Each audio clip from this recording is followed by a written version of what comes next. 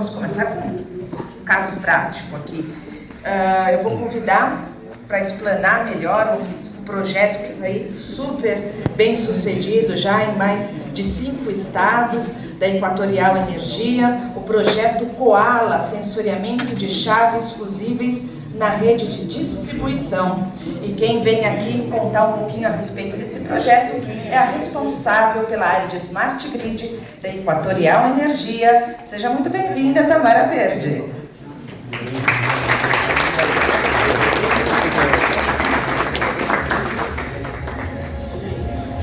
Olá pessoal, boa tarde, tudo bom com vocês? É de imensa honra estar aqui mais uma vez, poder falar desse projeto. É um projeto muito desafiador que tem sido implantado no Grupo Equatorial, que é o projeto Koala. Hoje eu acredito que muitos de vocês já tenham assistido, palestras anteriores minhas em outros eventos, mas hoje eu trouxe o projeto Koala como um conceito de inovação.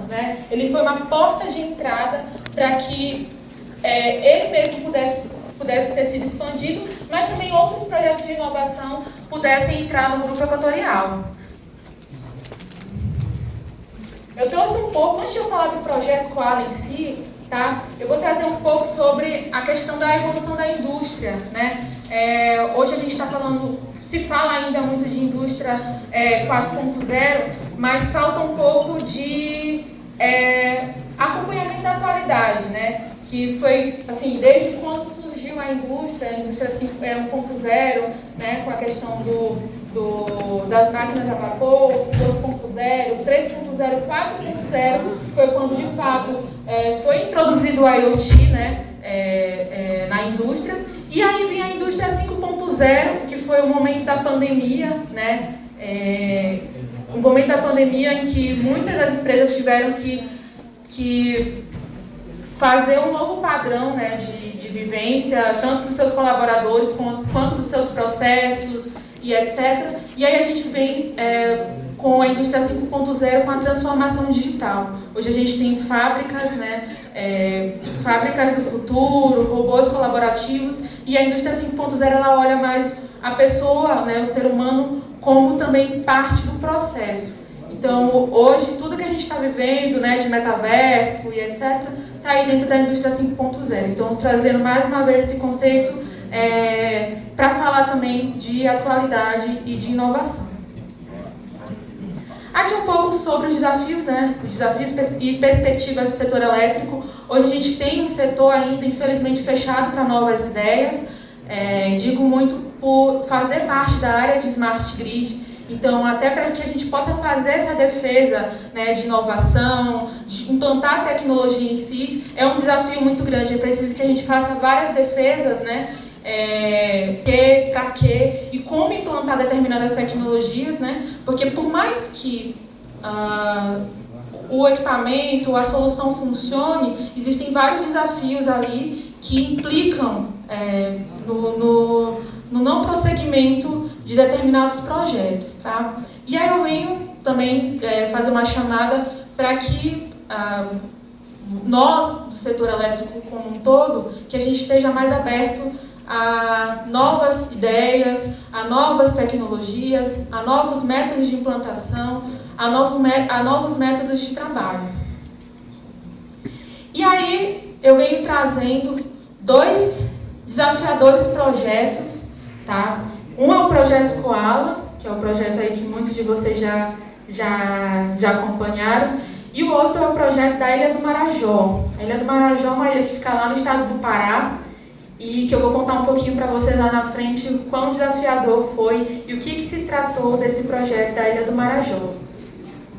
Aqui um pouco do projeto Koala, nós tivemos a colaboração aí da Texis Brasil, com uma das empresas parceiras, a empresa parceira, na verdade, para a implantação desse projeto no Grupo Equatorial.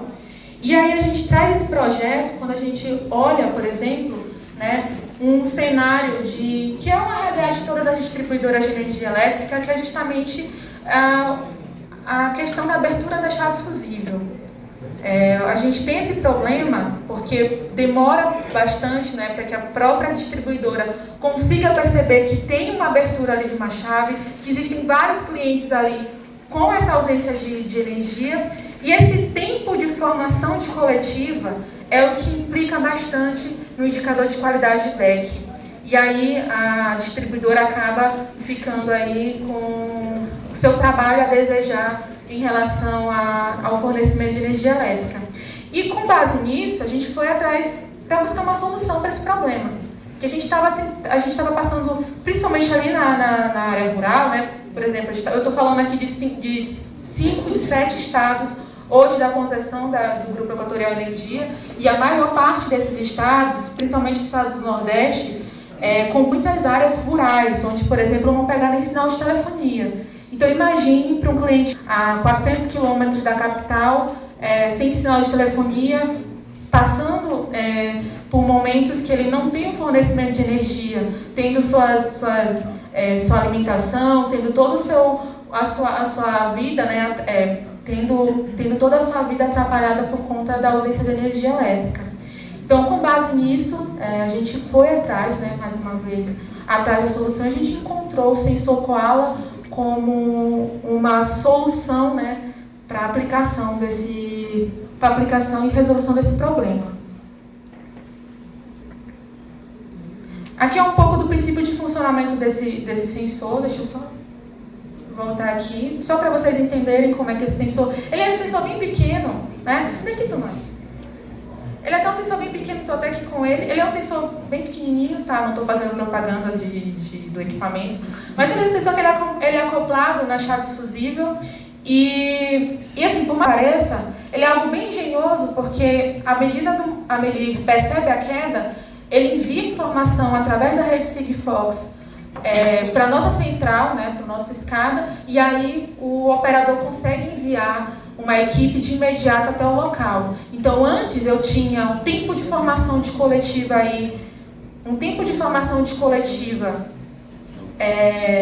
que levava horas, né? Então, eu baixei esse tempo de formação de coletiva para 0, e a partir do momento que eu percebo que tem um problema ali na rede, eu já consegui enviar uma equipe de imediato. Então, eu vou mostrar os ganhos para vocês mais lá na frente. Bom, a primeira aplicação desse projeto foi nas áreas que já haviam a rede Sigfox. Esse é o equipamento que ele comunica pela rede Sigfox. A gente colocou onde já tinha a rede Sigfox nas capitais, e aí depois veio a necessidade de a gente ampliar essa rede, né? Eu trouxe um caso aqui, que foi o caso piloto, né, o projeto piloto de expansão da rede Sigfox. E ali, não sei se dá para vocês perceberem pelo mapa, ali é na cidade de Timon, que faz divisa com Teresina. A gente tem ali na cidade de Timon uma cidade bem pequena, né, que tem uma torre ali de telefonia, mas grande parte dessa área é zona rural. A gente está falando ali de locais onde nem carro chega, né?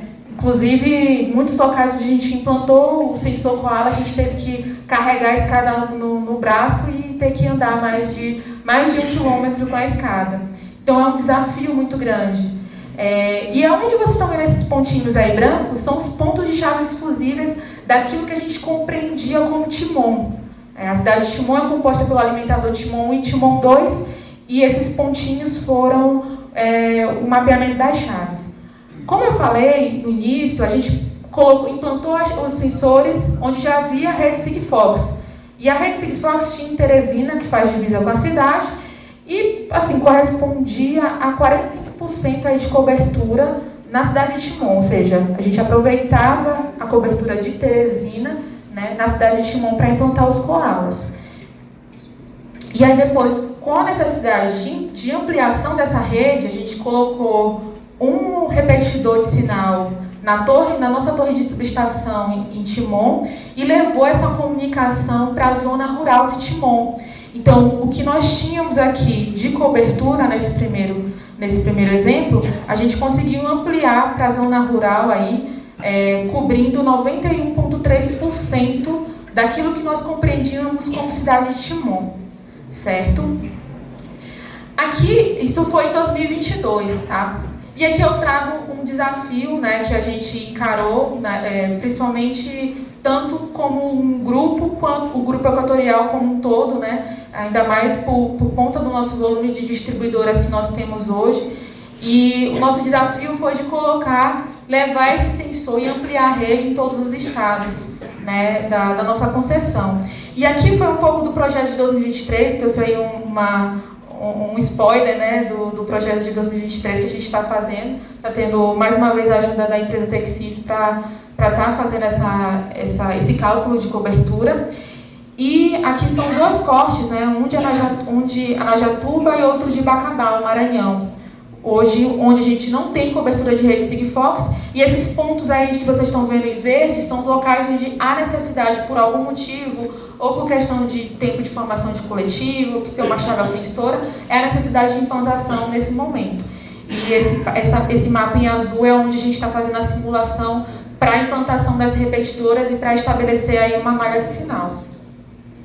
Um pouco do ganho do projeto, tá? Esse aqui foi o panorama de 2022. Eu transformei o tempo de formação de coletiva para minutos, para ficar mais fácil a compreensão. Antes nós tínhamos aí... o slide ficou um pouco cortado, né? Enfim. Mas antes nós tínhamos aí o tempo de formação de coletiva de 173 minutos nesse equipamento 1, 99 minutos no equipamento 2 e 132 minutos no equipamento 3, tá? Eu peguei um exemplo de um equipamento de cada estado. E aí, com o Koala, o tempo de formação de coletiva baixa para 0. Esse tempo de formação da nota de serviço é o tempo que o operador enxerga o equipamento na rede, no sistema, no caso, nossa escada, e gera a nota de serviço, né, enviando a equipe até o local. Então, eu fiz a consideração aí, é um tempo bem irrisório comparado com o tempo de formação de coletiva, mas que a gente acabou considerando porque hoje essa geração ainda não é automática, tá? Por ser um projeto que está em constante melhoria, a gente ainda não colocou essa geração de ocorrência de forma automática. E aqui foi um pouco do percentual de assertividade do sensor, né? A gente teve um percentual de 83% do ano passado, 83,7% de atuações satisfatórias, e 16% foi de atuações inconclusivas, né, que vão desde a atuação de gambiarreiro na rede até, enfim, algum tipo de problema que dá, vandalismo, enfim, que a gente ainda não conseguiu ter um cálculo exato do quanto que a gente teve de perdas aí, de atuações de terceiros na rede. Mas, de todas as atuações, a gente teve esse percentual bem significativo aí, de assertividade. Bom, o que a gente tem para o ano, para esse ano de 2023, a gente já está, inclusive, com a implantação do projeto já, a gente já recebeu o carregamento já dos sensores e vai já implantar a partir do próximo mês. Esse aqui é o percentual de ganho de DEC para esse ano, com o quantitativo de peças que a gente já fez a aquisição. Então, no Maranhão, a gente está com a previsão de salvar 0,71 de DEC, tá? E o tempo de formação de coletiva, a gente está pretendendo salvar 0,30. No Pará, 0,20 de DEC salvo. Temos aí o tempo de formação de coletiva 0,07, no Piauí, 0,17. E o DEC salvo na Alagoas é de 0,18. Bom, no Rio Grande do Sul e no Amapá ainda está em desenvolvimento. No Amapá vai receber ainda os sensores, ainda no ano de 2022 não recebeu. E no Rio Grande do Sul, que é a antiga C3E, a gente só implantou 70 pontos ainda, né, que foi no ano passado, esse ano vai receber bem mais. E aqui foi um pouco da galeria de fotos, tá? Inclusive, tá até ali, eu mesma batendo uma chave. A gente...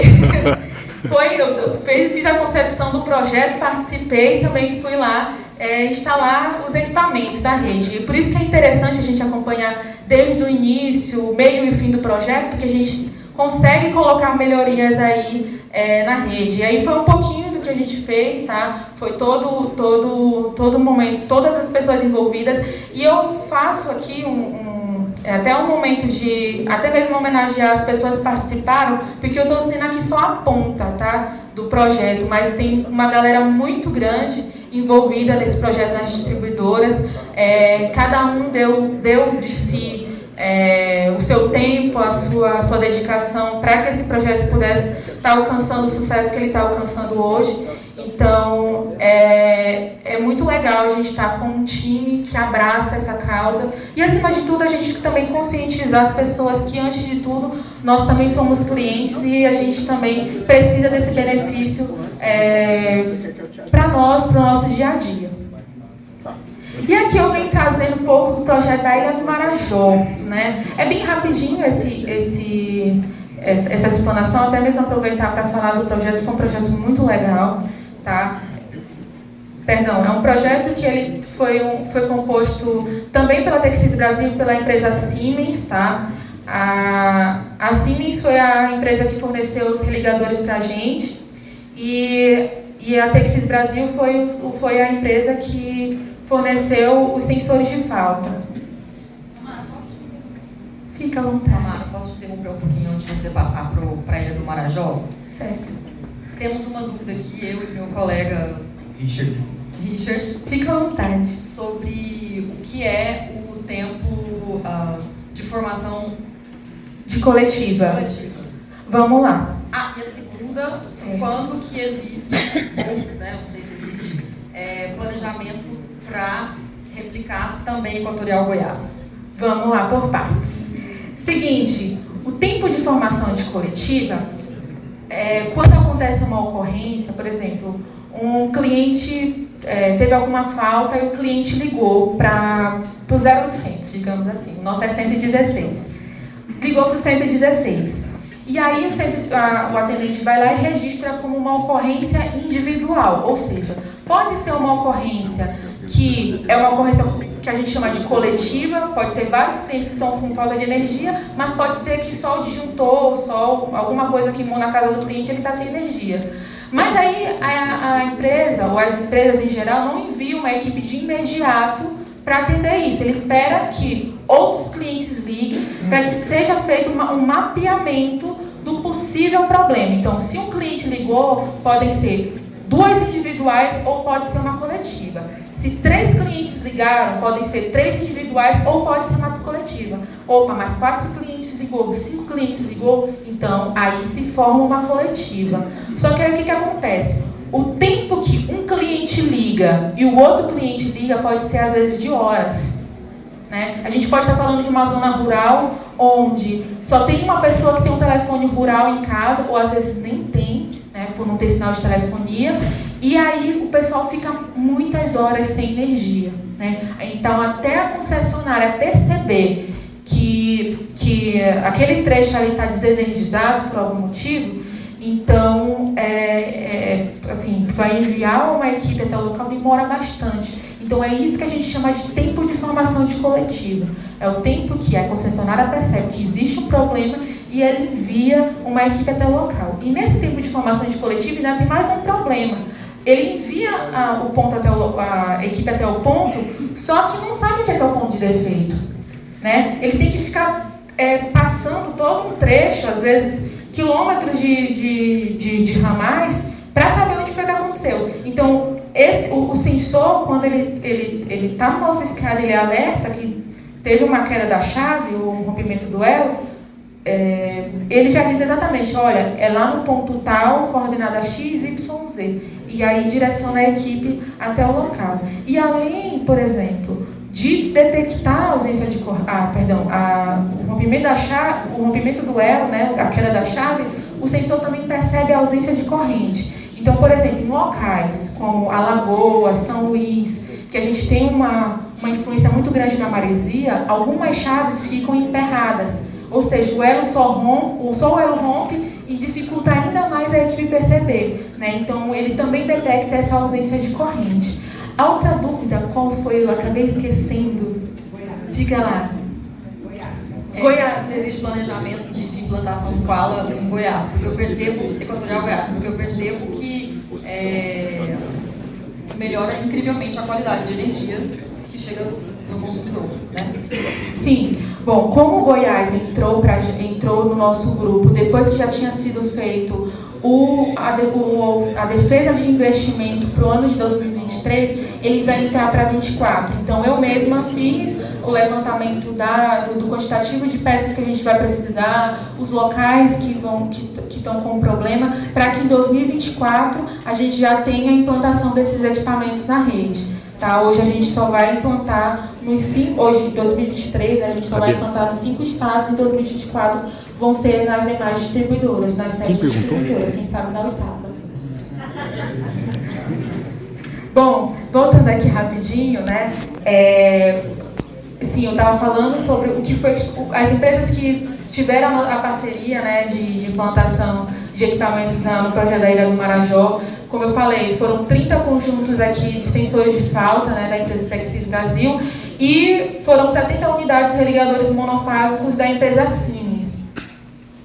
A gente teve aqui um cenário de implantação, né, da Ilha do Marajó, onde vocês estão vendo aí esses pontinhos, foram os pontos de instalação aí, tanto de sensores de falta quanto de religadores monofásicos. Existe um desafio muito grande, porque a gente está falando de um terreno extremamente úmido, um terreno extremamente encharcado. Então, vou mostrar para vocês o próximo vídeo aí do pessoal, do Arielson, né? do quão desafiador foi essa implantação desse projeto na Ilha do Marajó.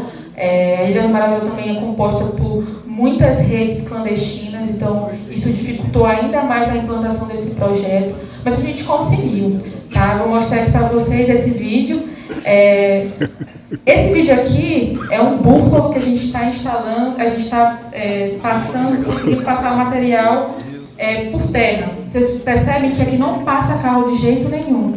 Então, foi utilizado aí do búfalo para carregar as escadas, né, porque para chegar no local é extremamente longe. No outro vídeo, deixa eu ver se passa aí agora. No outro vídeo o pessoal deslocando o TP, né? Ixi, repetiu o vídeo mais uma vez? Foi? Peraí. Poxa, botar o vídeo completo. Só um momentinho. Vê se consegue. Vê se o vídeo está completo. Eu não consigo avançar, só avançar por um slide. Peraí. Só um instantinho. Tenta passar um pouquinho o vídeo, só para mostrar os demais. Teve um caso também que a gente teve que concretar um poste dentro de um parece uma areia movediça ali, né? Dentro de um rio que tiveram que concretar um poste. Então, assim, foi todo um projeto desafiador, como eu falei para vocês, né? Tanto de levar esses equipamentos até esse local, instalar esses equipamentos e também estar fazendo um acompanhamento o pessoal vai passar mais uma vez ali, a base do poste concretado dentro d'água. Que loucura.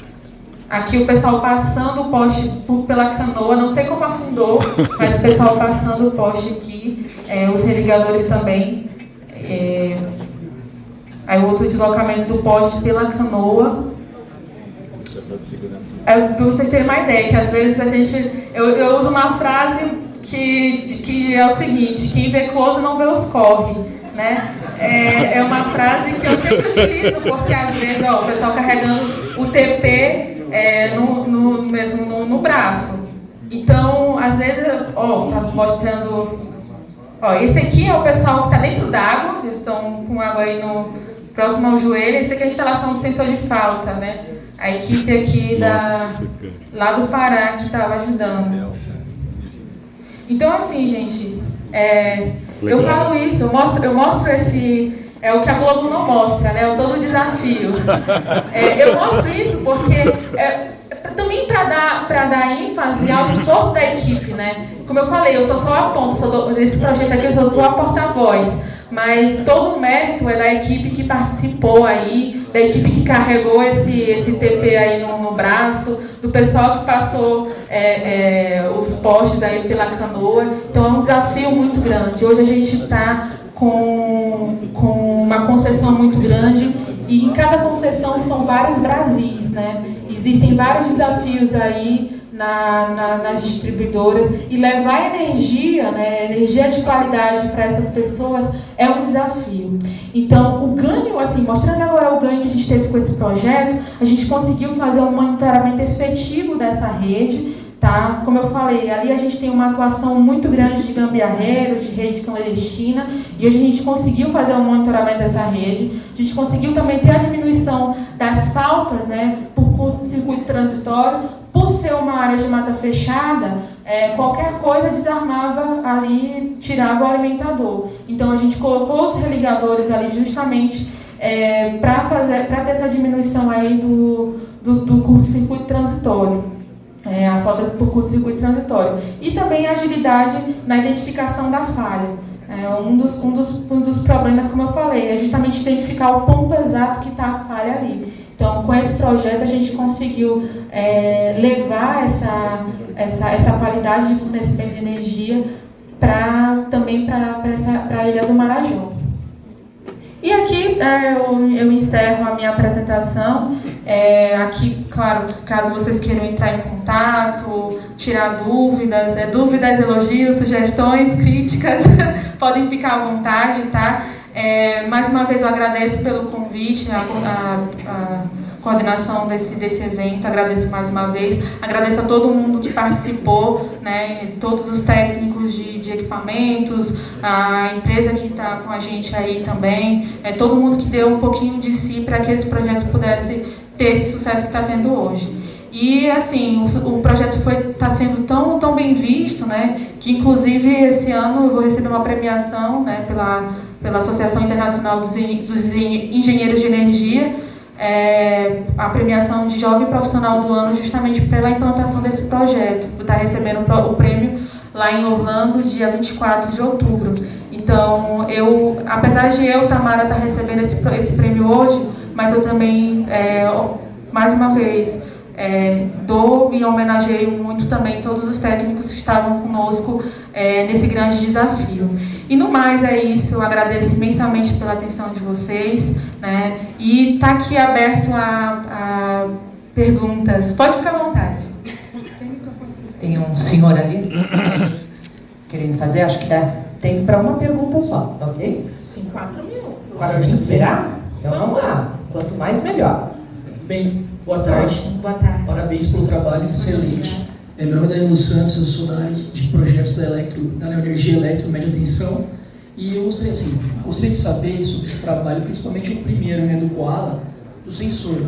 Como que funciona? Vocês conseguiram capitalizar esse trabalho por investimento, CAPEX? Ou ele foi despesa? Como que foi a questão do investimento? Ele tem um retorno financeiro? Vamos lá. O projeto ele entrou para nós primeiro como uma POC, né, uma prova de conceito. A gente fez o teste desse equipamento, funcionou, e a gente fez a defesa de investimento para que fosse implantado esses equipamentos. Então, foi por investimento. E qual foi a sua outra dúvida? Isso, eu queria saber assim, se é classificado o ativo, ele é classificado pela reguladora como um investimento. Isso. Foi como assim, investimento. Uma pergunta, eu achei excelente, tá? Excelente, a gente está aqui maravilhado. E uma questão, o custo médio do sensor, do sensorzinho ali que ele sente ali a falta de tensão e sinaliza para centro de operação, a gente pode falar para nós o custo médio? Olha, estou com a Texis aqui, pessoal da diretoria da Texis, se vocês quiserem, vocês podem, porque assim, eu tenho um custo médio, mas se vocês puderem falar aí quanto é que custa um Koala hoje? Conversa com a gente. Não, vou dar para ela também, quero comparar. Obrigado, parabéns. De nada. Mais alguém, pessoal, quer fazer alguma pergunta? Tem 3 minutos ainda. Podem ficar à vontade. Boa tarde. Boa tarde. Miranda da Smart Electric. Como que funciona a comunicação do sensor até o centro de operação de vocês? Bom, o sensor, ele comunica pela rede Sigfox, ele envia informação através da rede Sigfox. Essa rede Sigfox, a gente tem um servidor chamado Habitat, né?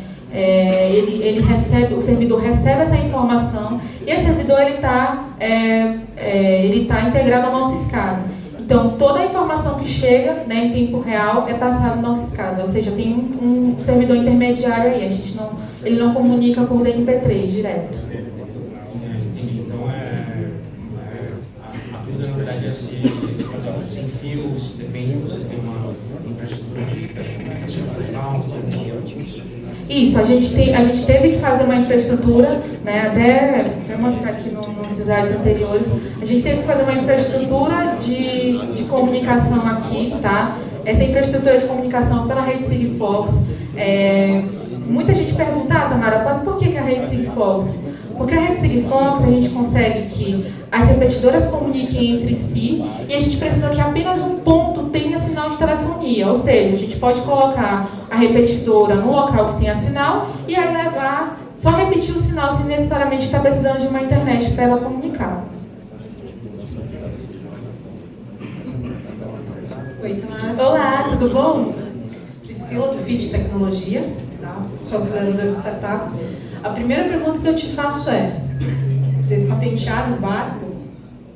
Porque aguentar 10 pessoas, um poste, equipamento... É verdade, olha, é verdade.